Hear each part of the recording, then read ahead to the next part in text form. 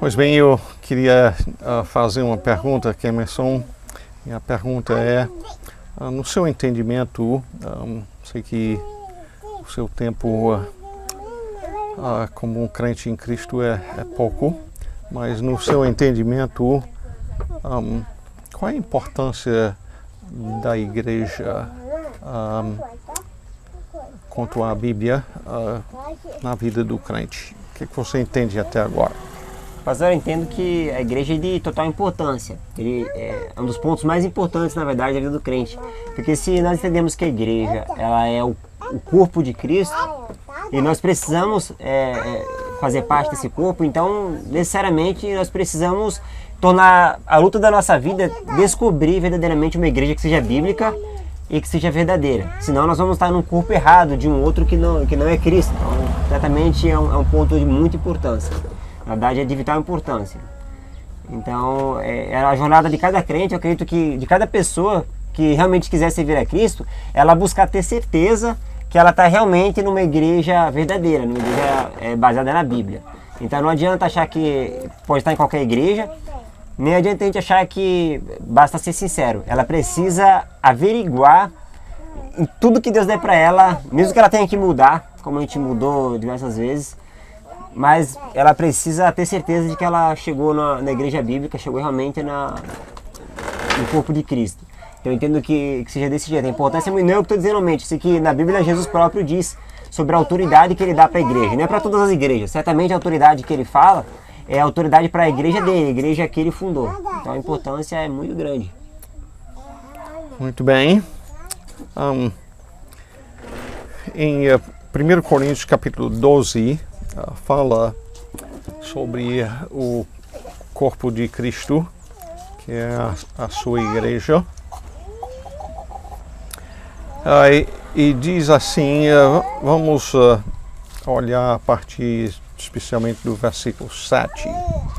Você quer ler 7 a 11? Eu? Sim.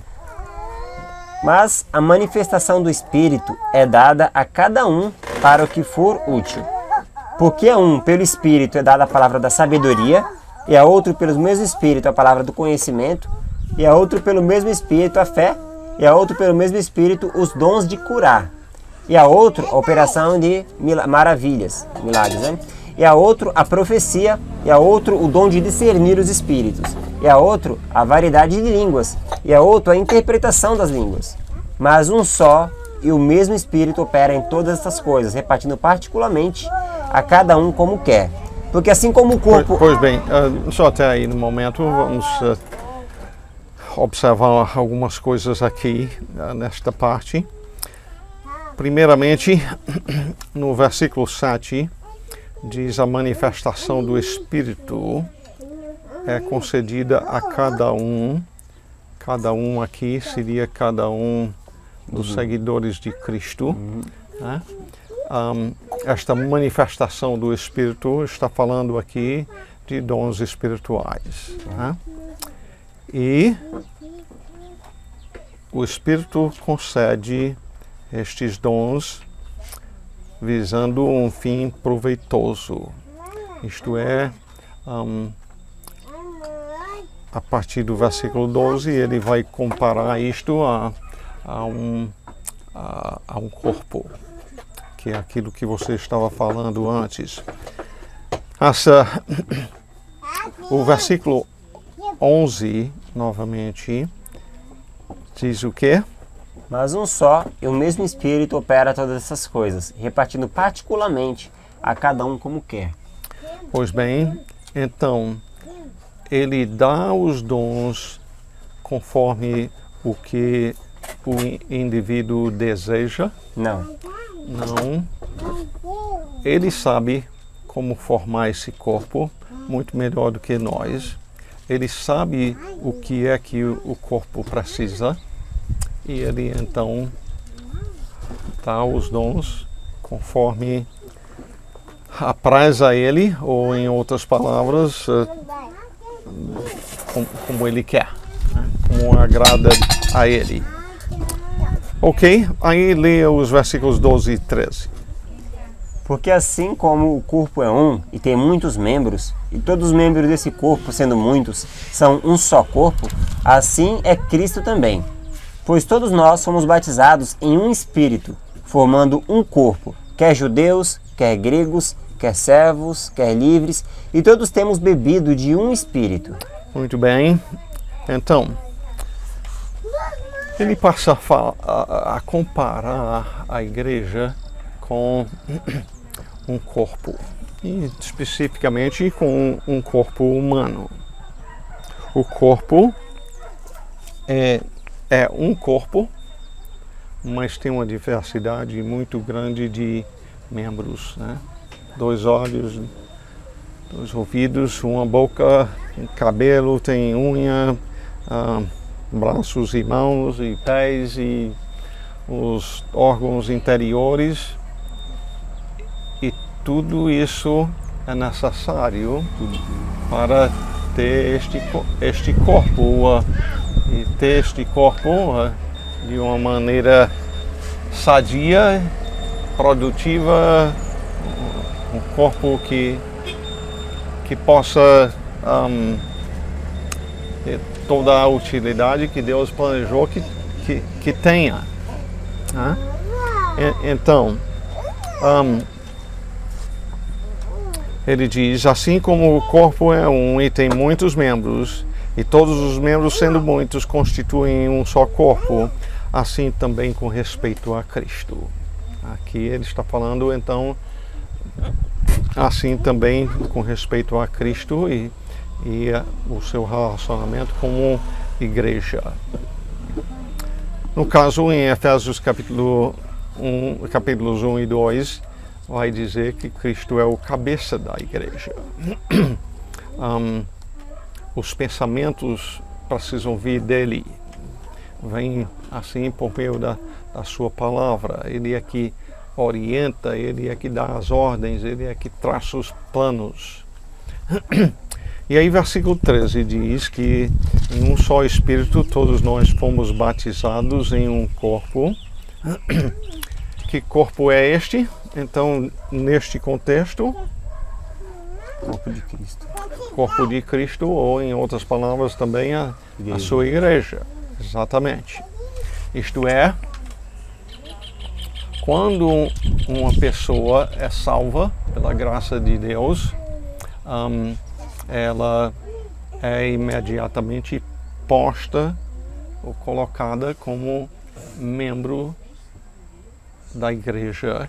E nesse caso está falando da igreja universal.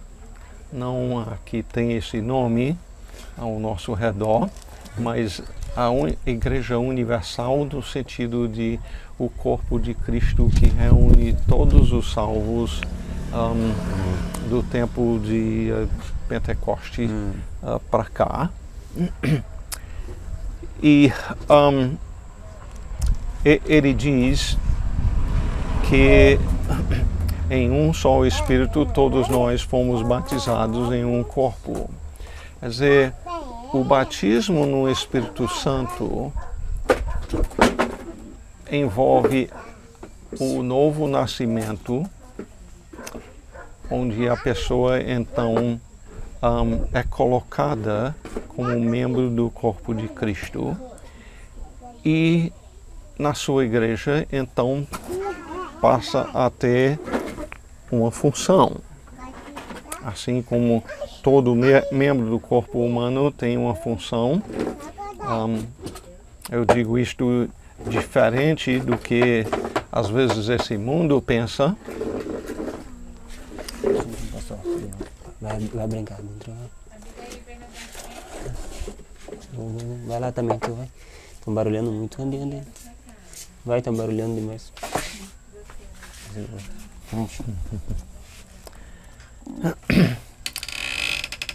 Nesse mundo, às vezes se pensa que tem membros do corpo que, por causa da evolução, antigamente tinham utilidade e hoje em dia não tem mais. Quando eu era criança, muitas vezes os médicos condenavam e tiravam as amígdalas, dizendo, um membro do corpo que não serve para nada, só está aí para infeccionar e fazer mal à saúde da pessoa. Mas com mais estudo foi entendido que de fato as amígdalas servem para tipo filtro para impedir certas doenças, né? Em termos do texto bíblico, é dizer com isso que todo salvo tem alguma função a cumprir quanto à Igreja de Cristo.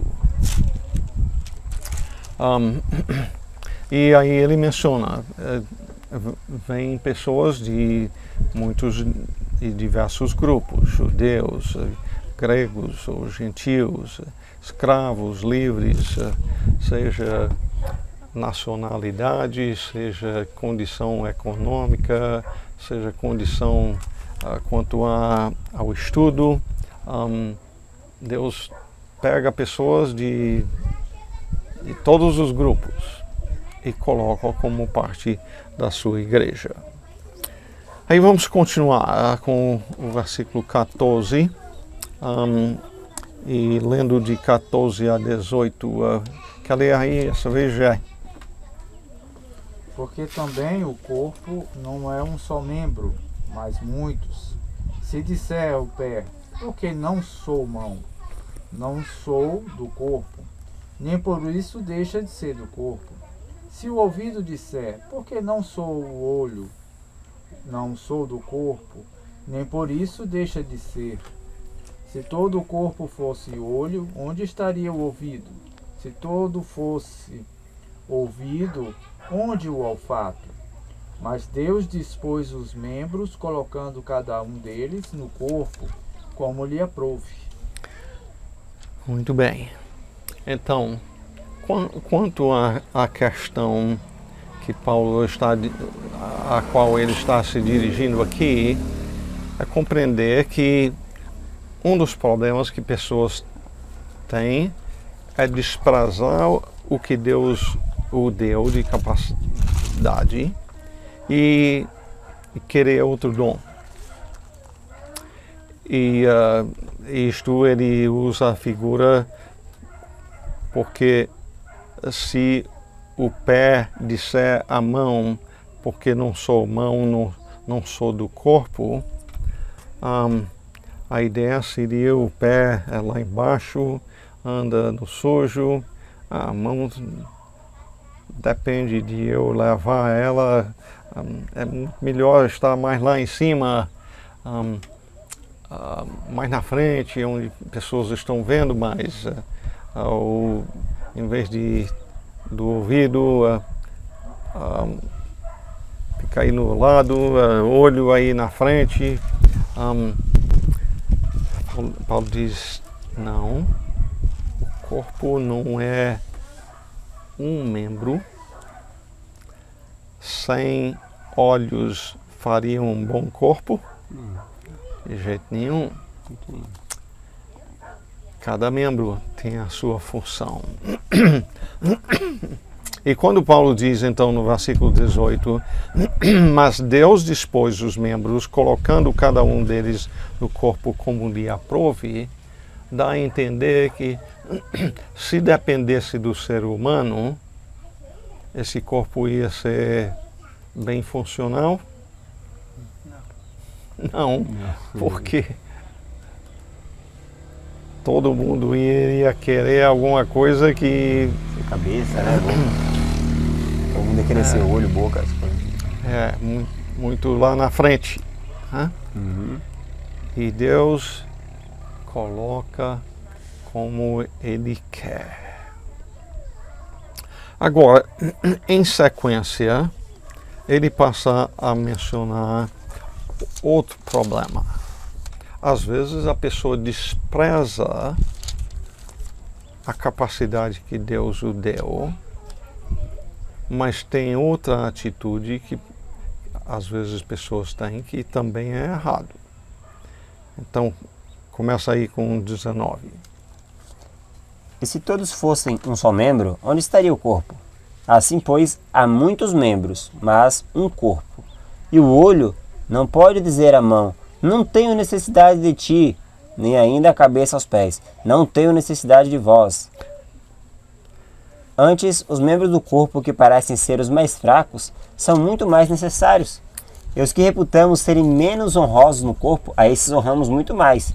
E aos que em nós são menos decorosos, damos muito mais honra. Ok. Nesse caso, ele menciona aí no versículo 21, nem podem os olhos dizer à mão, não precisamos de ti. Aqui não é mais o crente desprezando o dom dele. Aqui ele está fazendo o quê? Desprezando o dom do próximo. Exaltando o seu e desprezando o do próximo. E Paulo diz também não. Mas é bom lembrar que o centro dessa questão é que quem é que organiza esse corpo? O Espírito Santo. O Espírito Santo. Não é meramente, ou simplesmente não é a escolha da pessoa. Ok.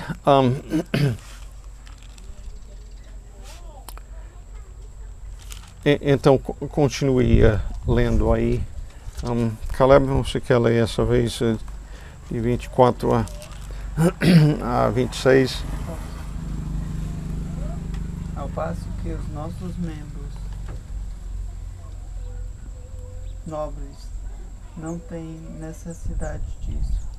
Contudo, Deus coordenou o corpo, concedendo muito mais honra àquilo que menos tinha, para que não haja divisão no corpo, mas para que os membros cooperem com igual cuidado em favor uns dos outros, de maneira que, se um membro sofre, todos sofrem com ele, e se um deles é honrado, todos os outros se alegram com ele. Nota bem então no versículo 25, o corpo não é para estar dividido, não é para estar desprezando o que Deus o fez e desprezando vai negligenciar, nem é para a pessoa se orgulhar do que tem e desprezar os outros. É para o corpo funcionar unidos, cada um amando a seu próximo, procurando o seu bem. E aí em 27 ele diz, ora vós sois corpo de Cristo e individualmente membros deste corpo. Todo crente então faz parte do corpo de Cristo e é membro feito pelo Senhor, cada um com a sua função. Aí 28 a 31. Kemerson? E a um pôs Deus na igreja, primeiramente apóstolos. E a uns pôs Deus na igreja, primeiramente apóstolos. Em segundo lugar, profetas. Em terceiro, doutores. Depois, milagres. Depois, dons de curar, socorros, governos, variedades de línguas. Porventura, são todos apóstolos? São todos profetas? São todos doutores? São todos operadores de milagres? Têm todos o dom de curar? Falam todos diversas línguas? Interpretam todos? Portanto, procurai com zelo os melhores dons, e eu vos mostrarei um caminho mais excelente. Muito bem. Agora, a próxima pergunta é, no corpo, tem membros mais importantes um do que o outro?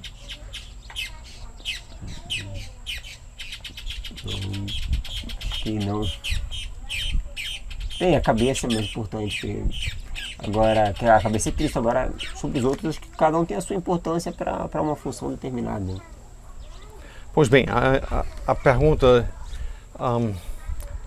não é se cada um tem uma função. A pergunta é se tem membros do corpo que são mais importantes. Sim, a cabeça você mencionou, que no caso é Cristo. Esse é o principal e o absolutamente necessário. Mas no resto do corpo tem membros que são mais importantes um do que o outro? Acho que tem sim. As amígdalas mesmo que você citou é importante, mas pode viver sem. Talvez um dos rins então não é tão importante como, por exemplo, o coração, o pulmão. Pois bem, sem o coração vive? Não, dá pra ver sem o coração. Pois bem, comparar uma unha com o coração, você tem que perder a escolha não é difícil. Né? Pois bem, e eu faço essa pergunta porque a tendência do ser humano é dizer não tem que ser tudo igual em importância. Mas o que é que ele diz aqui no versículo 28? E a uns pôs Deus na igreja, primeiramente apóstolos, em segundo lugar, profetas, em terceiro, doutores. Por que este primeiro, segundo, terceiro? Os apóstolos são mais importantes do que os profetas e estes mais importantes do que os doutores. Ok. Ele está dando uma ordem de importância. E os apóstolos foram de maior importância porque Jesus escolheu estes para viverem com ele, ele os instruiu e então deu a tarefa de nos dar a Bíblia. Hoje nós conheceríamos a Cristo e conheceríamos o plano dele para a nossa vida se não fosse o que foi escrito? Não. A gente não conheceria isto. Então, os apóstolos são de primeira importância. E nós temos um entendimento da importância deles vivendo a vida pelo que deixaram escrito. Não é recado digamos, eu transmitir uma coisa para você aqui e depois você transmitir para outro. Sem esse livro, você vai esquecer uma parte, pode ter entendido mal outra parte, mas com o escrito nós temos algo que permanece.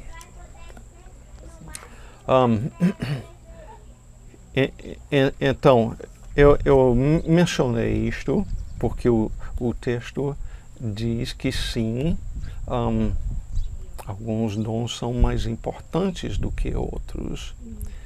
Porém, tendo dito isto, é importante lembrar que os dons são frutos do querer da pessoa? Não são as pessoas que produzem estas coisas em si mesmo. São resultados da escolha soberana do Senhor, que sabe o que Ele quer que a sua igreja seja. Então, resumido, isso aqui apresenta uma coisa importante quanto à igreja, no sentido de que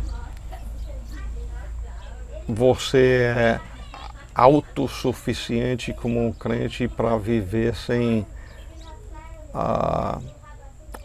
o envolvimento com outras pessoas? Não, de modo algum. Não. Não somente você depende de outros, mas elas também dependem de ti, em termos daquilo que Deus quer que a sua igreja seja. Vamos olhar também Hebreus capítulo 10. Hebreus capítulo 10.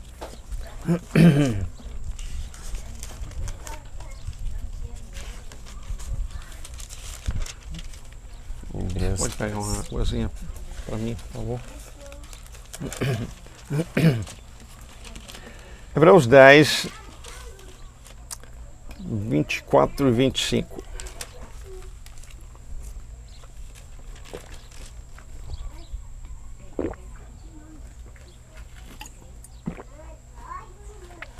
Obrigado.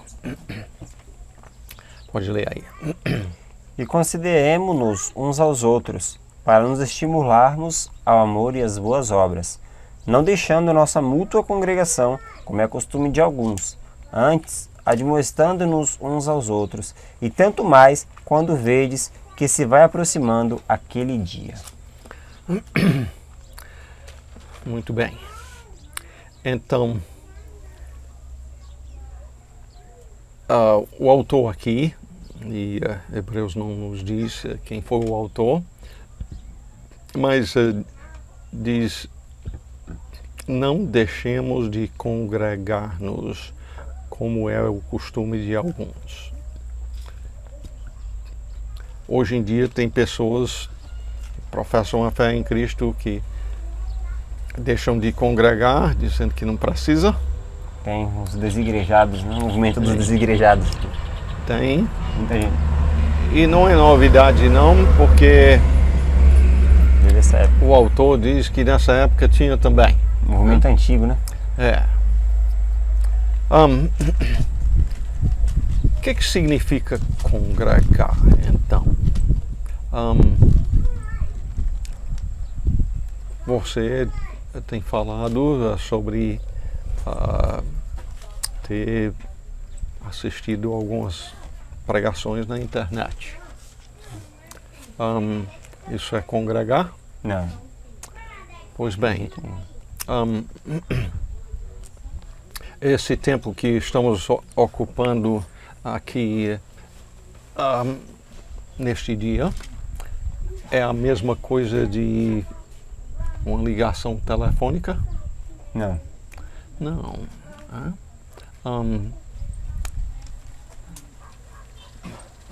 Os membros do corpo de Cristo precisam um do outro.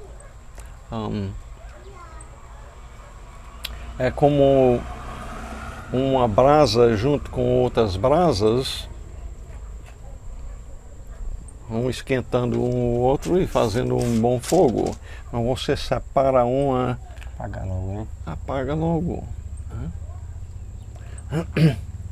E quando reunidos, no versículo 24, a gente olhando novamente, reúnem-se para fazer o quê? Estimularmos ao amor e às boas obras. Ok? Ele diz: consideremos-nos também uns aos outros. E a ideia desse consideremos uns aos outros é pensar o que é que aquela pessoa, o que que ela precisa. Como é que eu posso ajudar ela a crescer?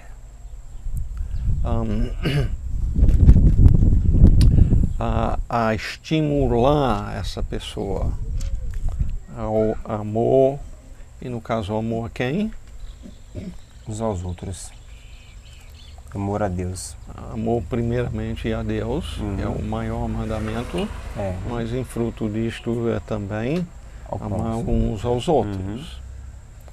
Por exemplo, cedo no meu relacionamento com a Ediana, eu disse a ela: querida, eu quero que você saiba que você é o meu segundo amor. Não é primeiro não, e nem vai ser. E no caso, em resultado disto, ela é menos amada do que devia ser. De jeito nenhum. Pelo Não, contrário. é do Senhor que eu aprendo a amar ela como ela deve ser amada. né? Estimular ao amor, sim, a Deus e um ao outro. E as boas obras.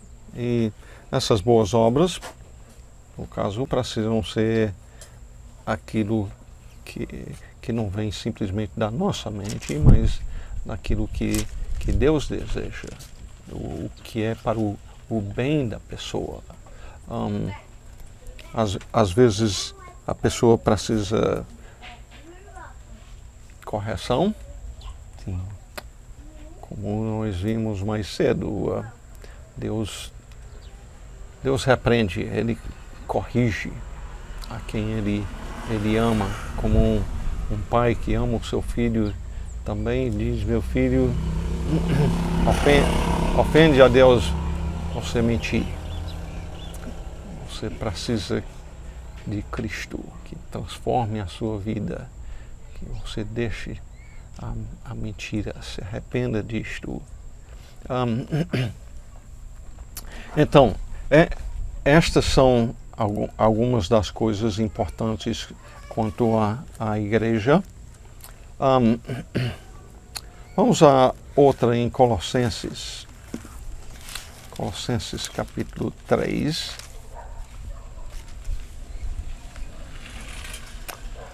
Colossenses capítulo 3.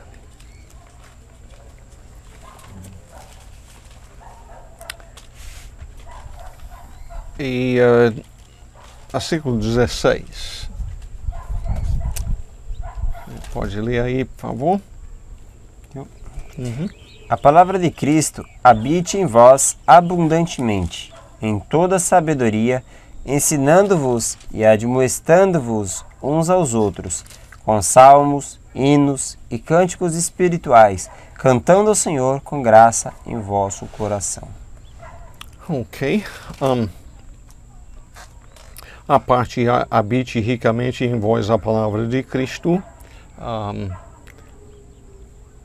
Essa parte é uma parte mais pessoal, onde nós nos ocupamos na leitura e estudo da palavra do Senhor, na oração, pedindo compreensão do Senhor, a sua palavra.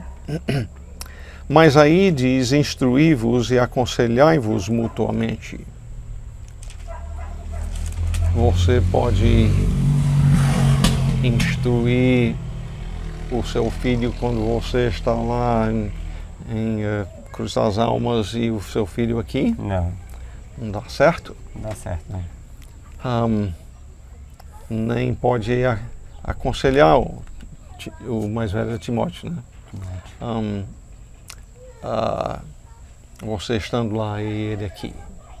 E semelhantemente quanto à igreja, tem muitas das coisas que a Bíblia fala que a gente deve fazer um para com o outro, que a gente não pode fazer se não está reunido, se não está junto.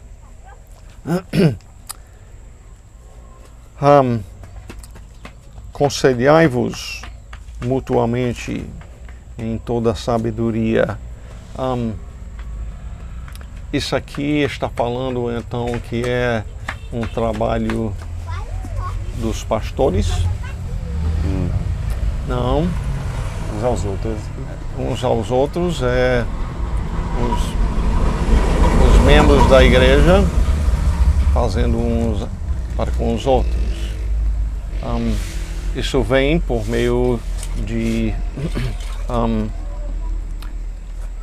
estudo da palavra em casa, como também a igreja deve estar ensinando os seus membros para que os membros possam também poder fazer isto um para com o outro.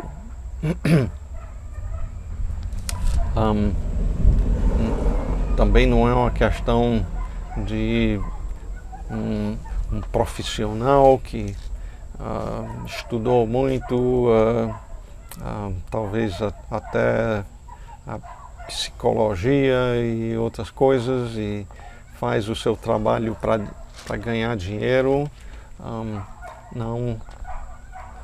na igreja os membros têm cuidado um pelo outro para zelar para o seu bom crescimento. Além disto, vamos também a Hebreus capítulo 13.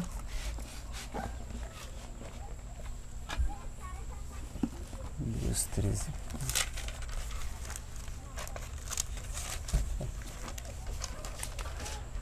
Hebreus capítulo 13 e versículo 17. Pode ler. Obedecei a vossos pastores e sujeitai-vos a eles, porque velam por vossas almas como aqueles que hão de dar conta delas, para que o façam com alegria e não gemendo, porque isso não vos seria útil. Pois bem, a ordem aqui é o quê? Sujeitai-vos ao pastor. Pois bem, mas aí supõe que a pessoa crente em Cristo tenha um pastor, né? Que faça parte de uma igreja. Todo crente é pastor? Não. Não. São pessoas que foram chamadas por Deus, capacitadas por Ele para fazer este trabalho de velar ou cuidar pela alma das pessoas, sabendo que vai dar contas a Deus por aquele trabalho, se foi feito como deveria ser feito ou se não foi.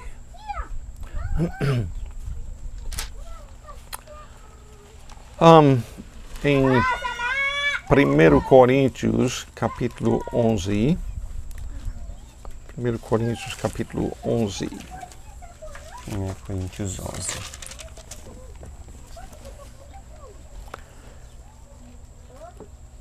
O que diz nos versículos 23 a 26.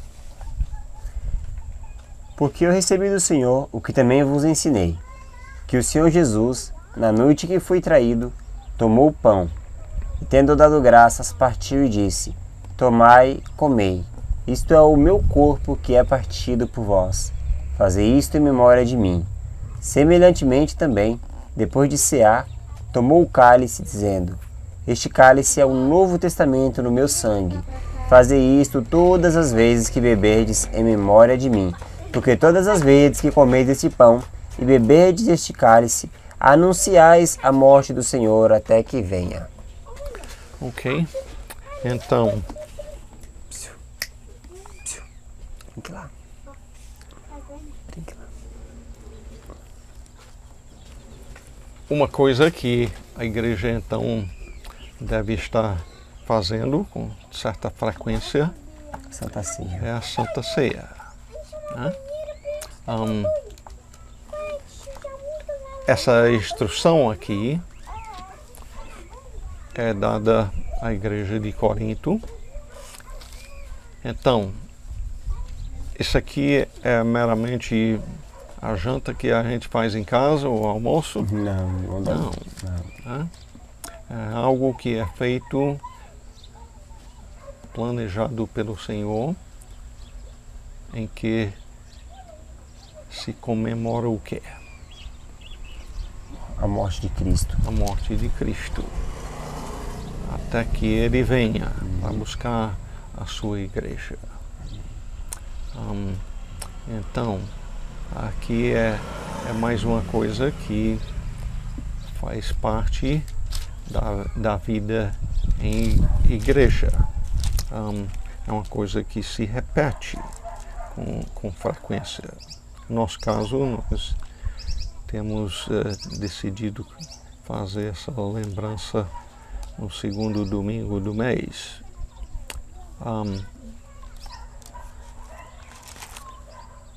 Além disto,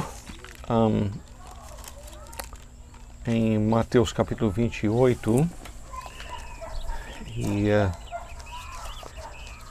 versículos 18 a 20.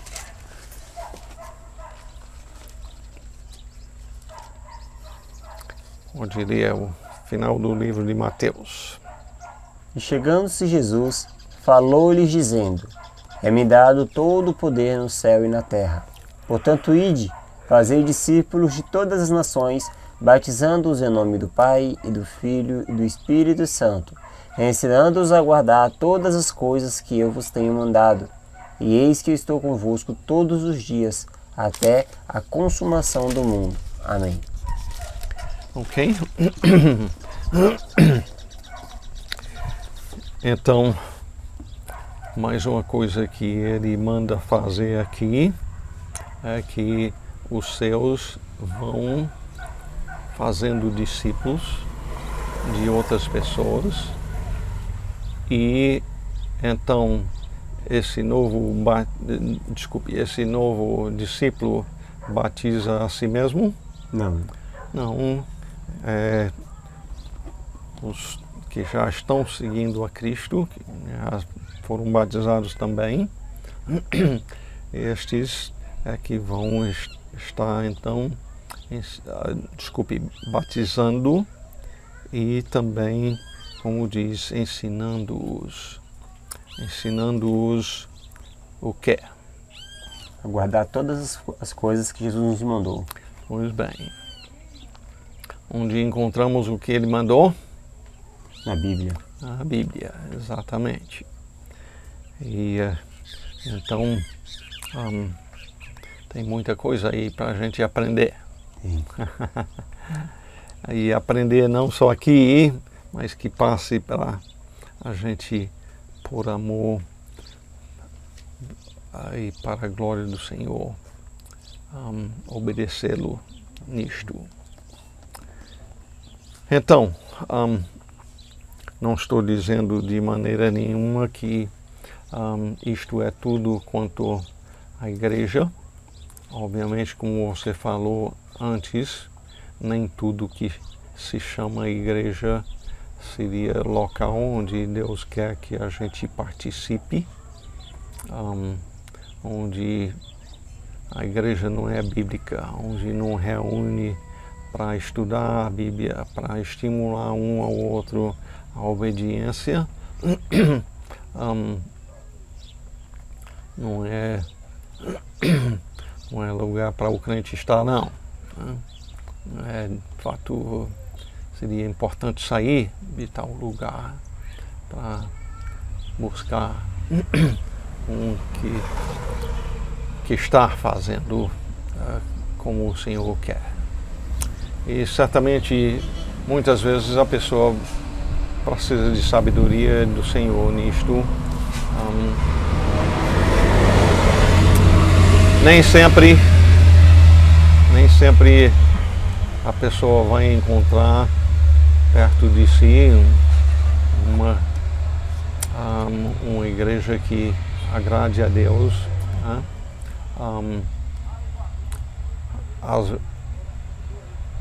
Aliás, nenhuma é perfeita.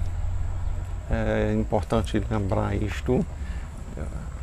E como eu tenho dito para algumas pessoas, você encontrar uma que é perfeita, não vai fazer parte não, porque aí ela vai se tornar imperfeita.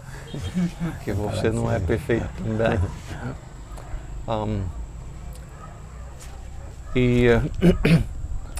Também não devemos ser egoístas em termos de achar que nós somos donos da verdade, que sabemos tudo, nós não precisamos de ninguém. Isso aí não é a atitude que agrade a Deus, não. Deus não fez nenhum crente autossuficiente, que não precisa de mais ninguém.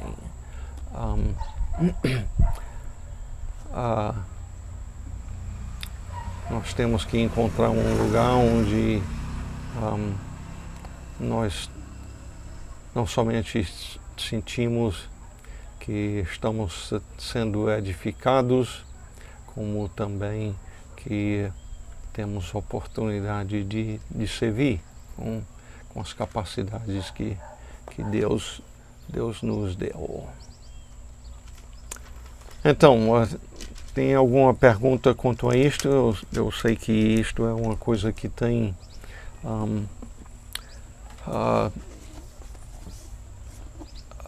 mexido com o seu coração, né? A necessidade quanto a isto. E então, tem alguma pergunta aí quanto a isso, uma observação quanto ao que nós olhamos? Então, se não tem uma igreja perto, exatamente o que a pessoa faz? Pois bem, certamente uma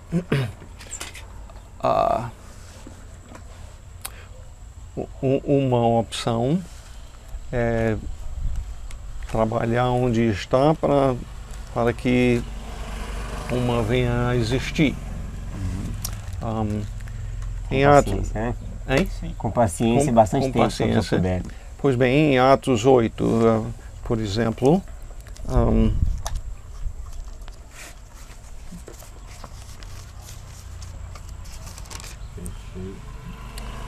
e leia aí o versículo 1 de Atos capítulo 8. E também Saulo consentiu na morte dele.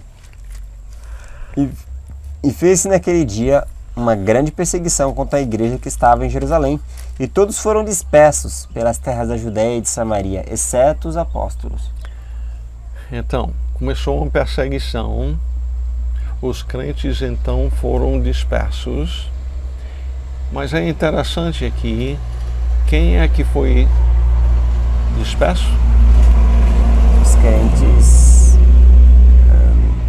todos Foram exceto os apóstolos.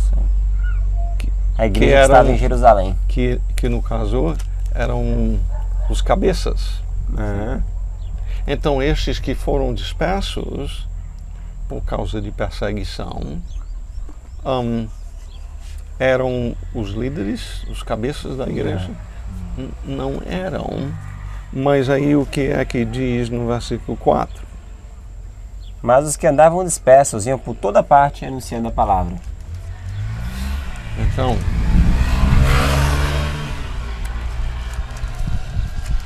a pregação da palavra não dependeu simplesmente dos apóstolos, os cabeças, os líderes principais. Deus capacitou os crentes para estarem pessoalmente falando com pessoas. Então os crentes eles podem batizar, então não apenas o pastor, outros crentes podem batizar as pessoas também. Um crente pode batizar outro crente. Pois bem, isso é uma pergunta que muitas pessoas têm. Alguns, no caso, acreditam que só quem deve batizar são os pastores. Aqui diz que estes então batizaram as pessoas. Não diz isto, não. Mas, por exemplo, em 1 Coríntios capítulo 11, capítulo 1, e acho que é versículo 13, 14 e 15, aliás até 16.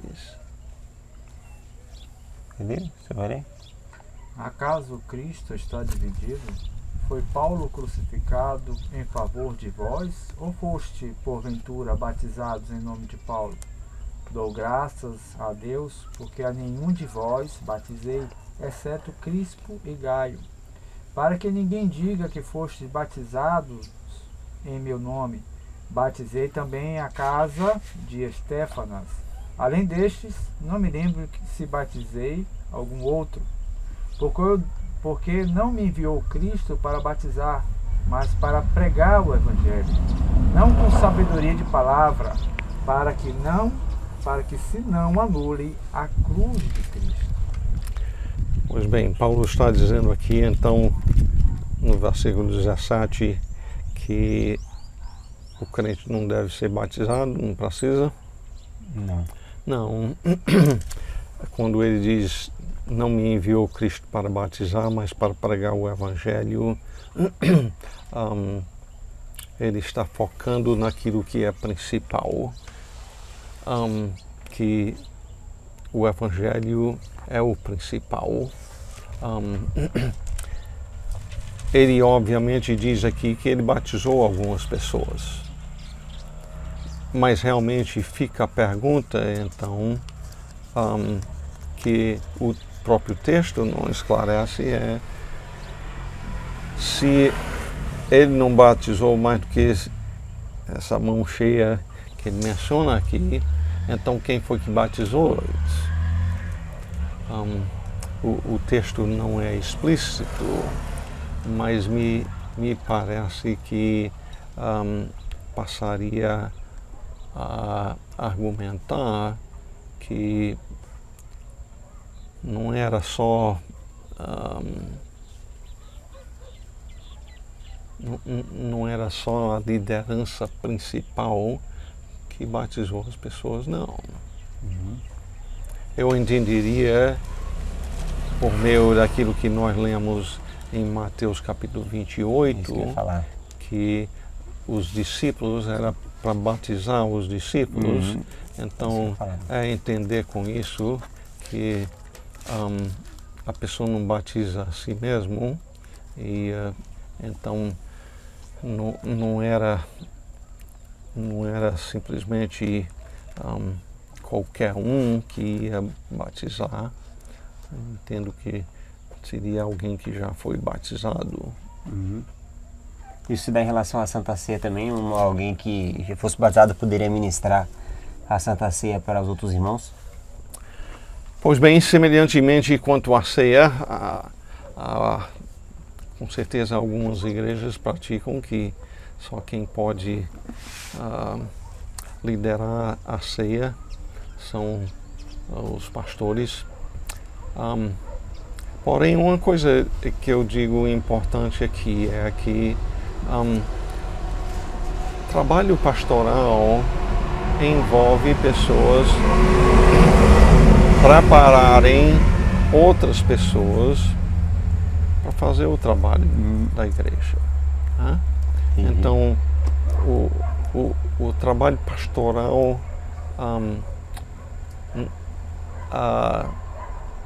sim, os pastores são aqueles que são reconhecidos pela igreja, que são os líderes dela, que os membros devem estar em obediência, em seguir o que ensinam.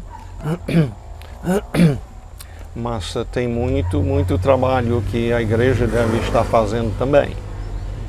Não é... A igreja não deve estar pensando,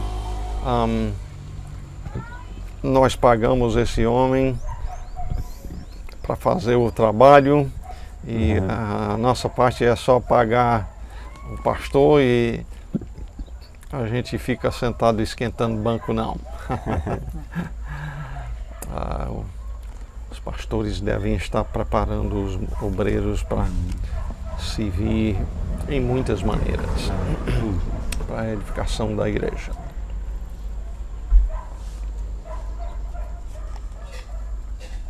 Entendi. No comecinho desse estudo, o senhor falou, a gente estava lendo, não lembro agora qual foi o verso, fala que o Espírito Santo deu uns para apóstolos, para profeta. Ok, sim. Qual que é? Capítulo 12. Capítulo 12 de 1 Coríntios? Foi no capítulo onde nós começamos. E foi versículo 28. Sim. Isso aqui estava numa ordem de importância, como o senhor disse. Primeiro os apóstolos, em segundo lugar os profetas, terceiro os doutores.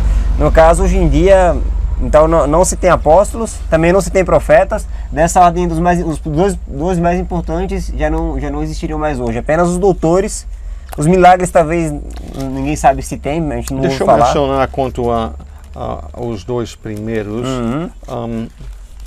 Devemos olhar em Efésios capítulo 2, quanto ao que você falou aí, não para te contradizer, mas para dar suporte a isto. Efésios capítulo 2. Efésios 2. Começando com o versículo 19 e lendo ao 22.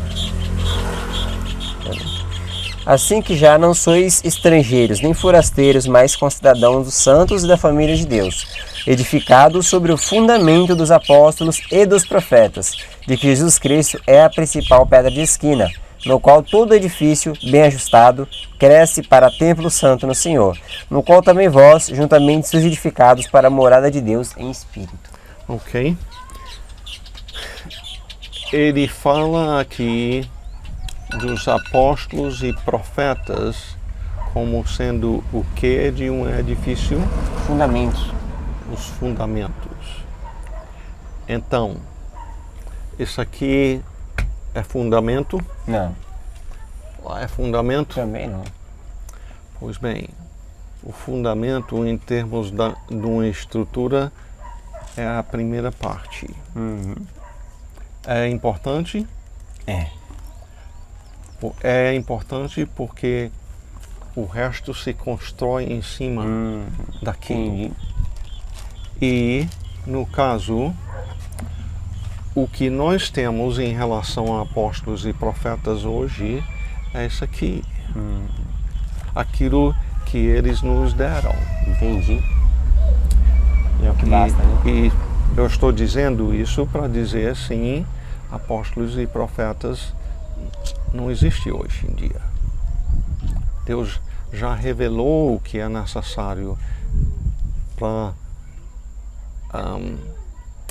a nossa salvação e a nossa santificação.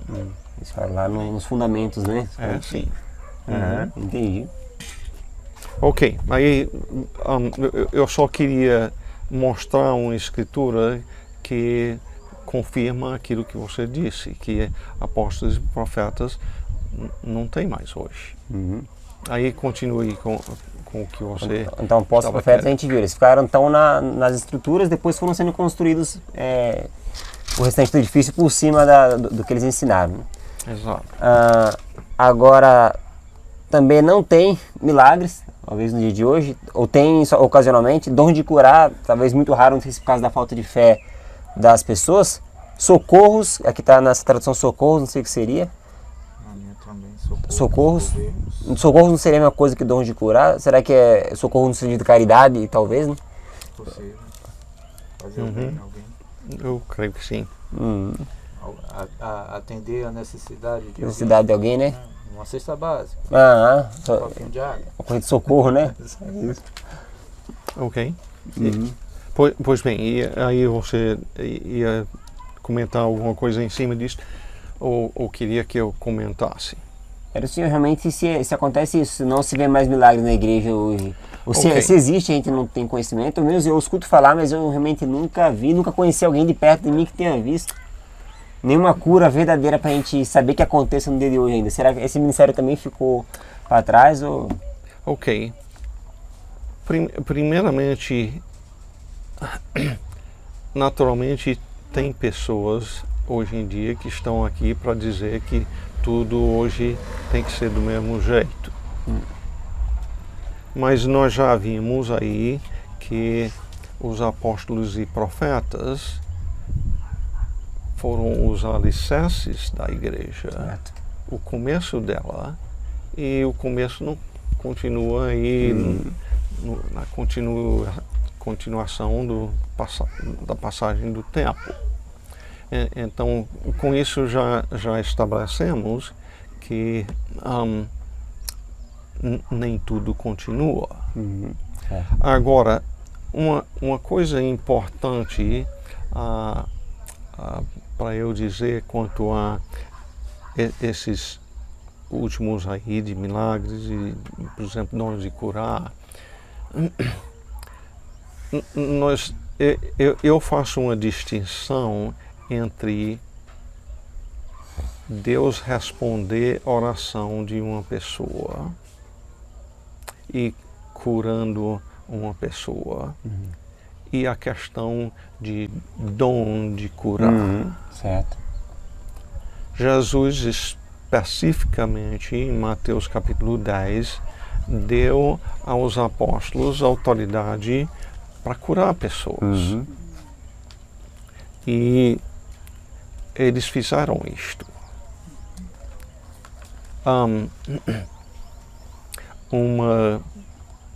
Uma das razões por isto foi para transmitir o fato de que ali o que estava sendo feito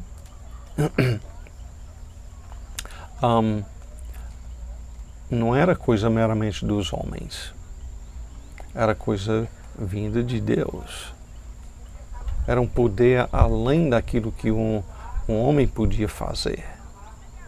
Jesus, por exemplo, esse aqui no caso é um milagre dele, mas foi colocado na frente dele um homem que veio trazido por 4 homens, paralítico. E Jesus diz para ele: te levanta, vá para casa.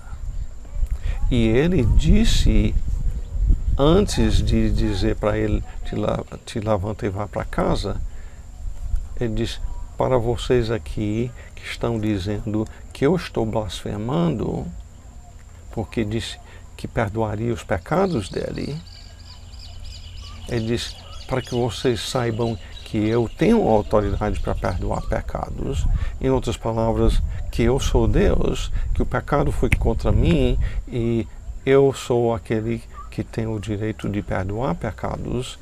Eu vou fazer esse milagre aqui para vocês entenderem essa outra parte também. Tá? Então,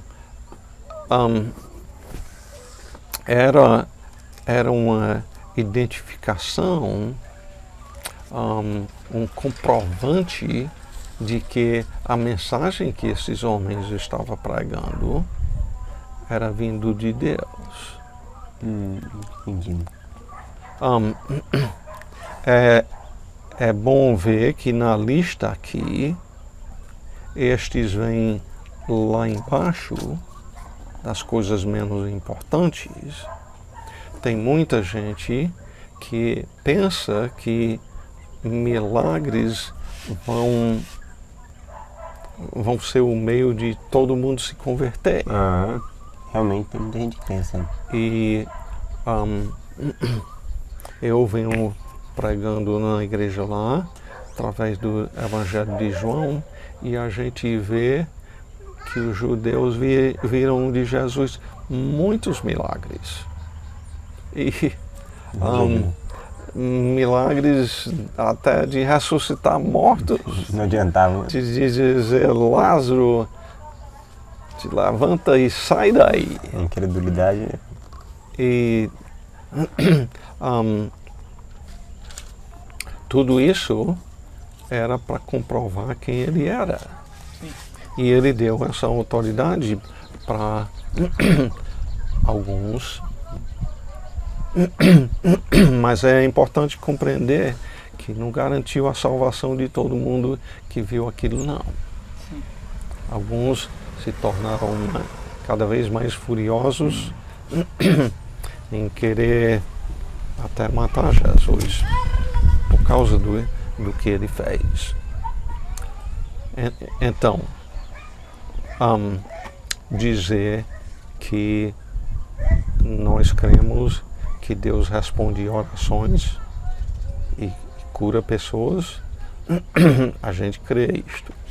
Agora, dizer então que eu tenho o dom de curar, que nem tenho, nem acredito que alguém tenha.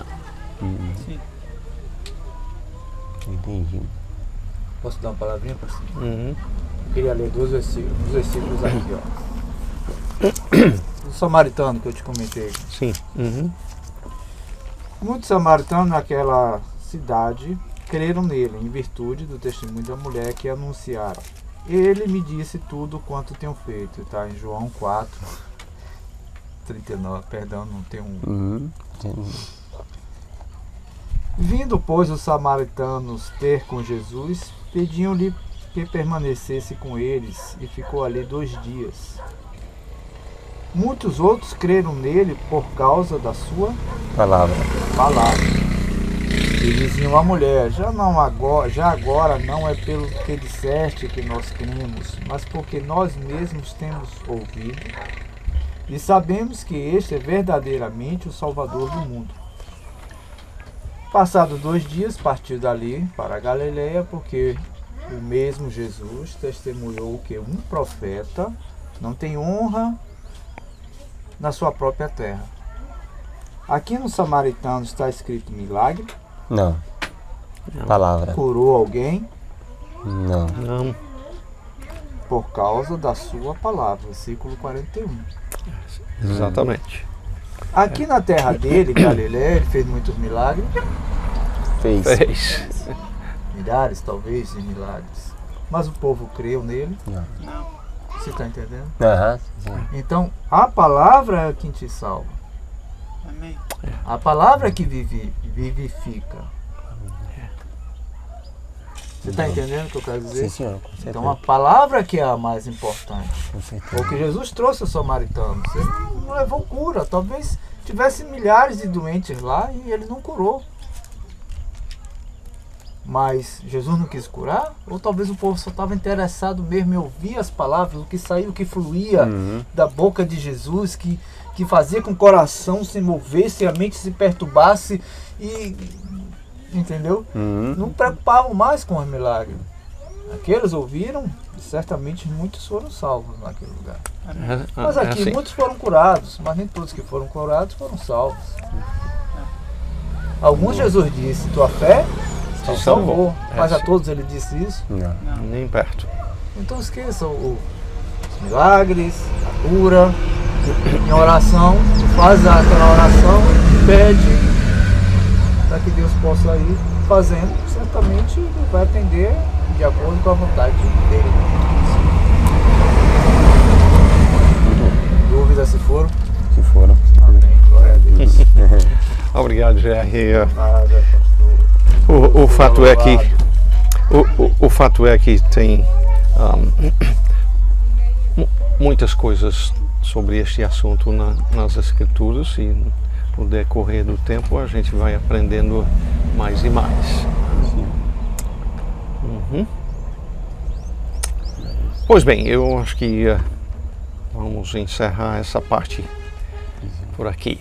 Então, obrigado.